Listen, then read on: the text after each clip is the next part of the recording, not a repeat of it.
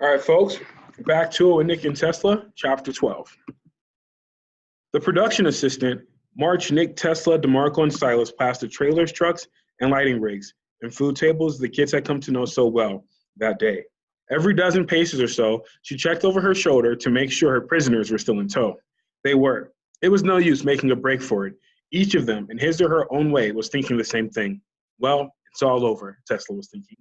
We've been caught, and the culprit hasn't, Nick was thinking. My aunt's going to be fired, and my mom's going to kill me, DeMarco was thinking. I wonder if Stardust is Super Wizard and Phantoma, Mystery Woman of the Jungle, are married, Silas was thinking. Also now, we'll never get a chance to save Cassius Kinos and Aunt Zoe from certain doom. The only question was whether the PA was about to hand them over to the local police, a 15% probability in Nick's estimation, simply kick them off the set, 25%, or let Aunt Zoe yell at them for a while and then kick them off the set, 59%. Being a good conservative statistician, Nick factored in a 1% margin of error. When the PA did none of those things, instead of leading them to the old theater the movie crew had taken over, Nick was dumbfounded. She shooed them into the lobby, where 24 other zomboids, all wearing makeup similar to that on the four friends, were waiting around.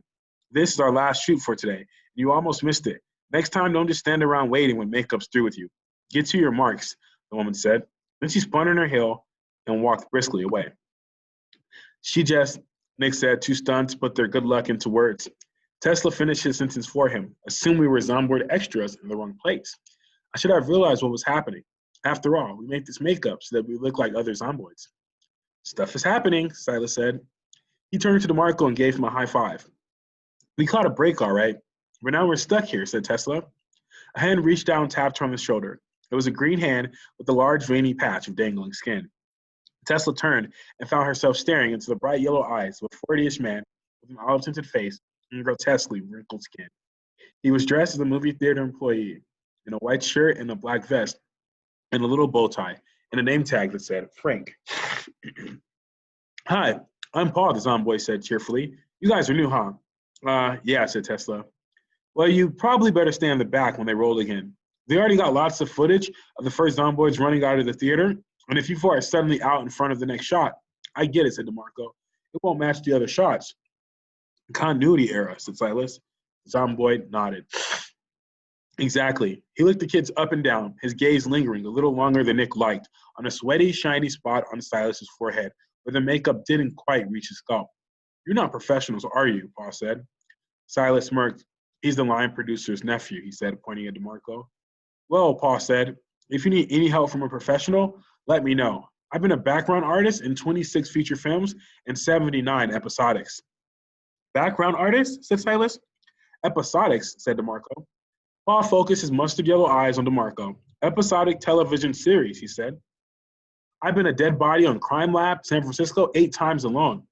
The casting directors say I'm the best stiff in the Bay Area. Background artist? Silas said again. Paul's jaw clenched as he shifted his head to look at Silas, a film and television performer who specializes in peripheral, non-speaking roles, he explained. Oh, said Silas, you mean an extra?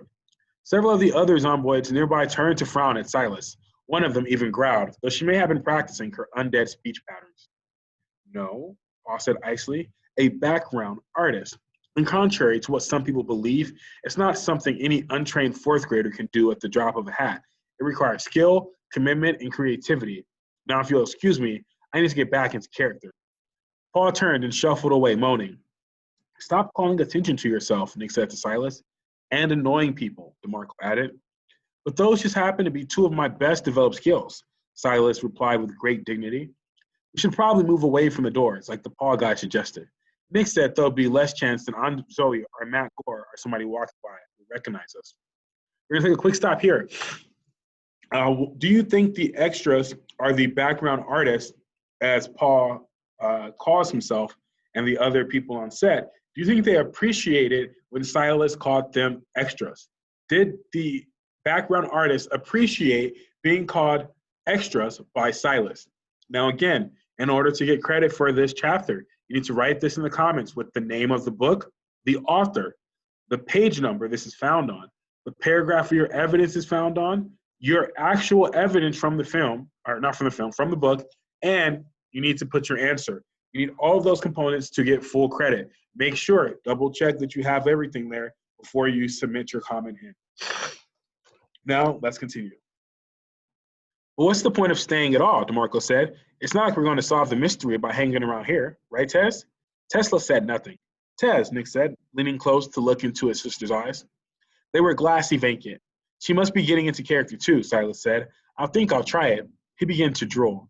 I'm not getting into character, Tesla finally said. I'm listening. Listening? Silas said. To what? Nick and DeMarco shushed him. Then all three boys started listening too. There was only one thing to hear. Not far away, two background artists were trading gossip. Friends worked with Damon on The Witches of Greenwich Village, said one, a woman with an English accent. And he said the same thing as you. He was very professional, very skilled, not a nut job like he is now.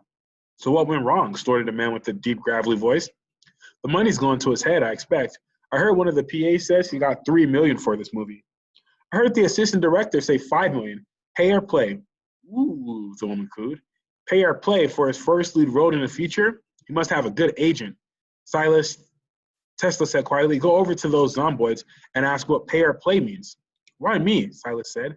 Because a minute ago, you say you don't mind calling attention to yourself and annoying people. Oh yeah, right, okay. Silas turned and took a step toward the two zomboids, who were sitting together on the floor, their backs against the wall. Excuse me, what's pay or play? Is that like a sport thing or something? If you have pay or play contracts, the man lectured gruffly, it means that you get paid no matter what, Silas furrowed his brow. Don't actors always get paid no matter what? The woman shook her head. Not if the studio puts the project in turnaround, meaning it decides not to make the movie, the man explained, or can't get the film into production before your contract expires, the woman said. Or they decide to dump you for a bigger star at the last minute. Wow, Silas said. So you could get replaced and not get paid, even if you've been working on the movie from the beginning?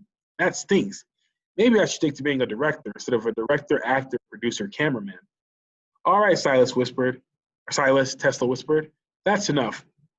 Let me ask you guys something, Silas continued, pointedly ignoring Tesla and turning back to the others.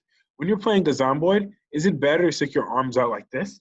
You held both arms straight out in front as if you were Frankenstein. I let them hang at your sides, like this. Silas dropped his arms and let them dangle limply while he shuffled around zombie-like. Silas, you can stop now, Tesla hissed. But instead of stopping, Silas walked over to the zomboids and sat down beside them. What do you think? Immediately, his two new friends began debating the merits of zomboid arm placement. Great, DeMarco said with a groan. We're trying to save my aunt's career, and Silas decides to sit around and swap acting tips. Let him do his thing, Nick said. We've got planning to do. We do, said DeMarco. Nick nodded and then looked at his sister. I think we just solved the mystery by hanging around with a bunch of background artists, she said. Now it's time to go get the proof. Looks like we've moved on to phase 3, DeMarco said. So make sure you answer the question that was stated earlier in the video. Good luck. If you have any questions about anything, please hop into the open Zoom.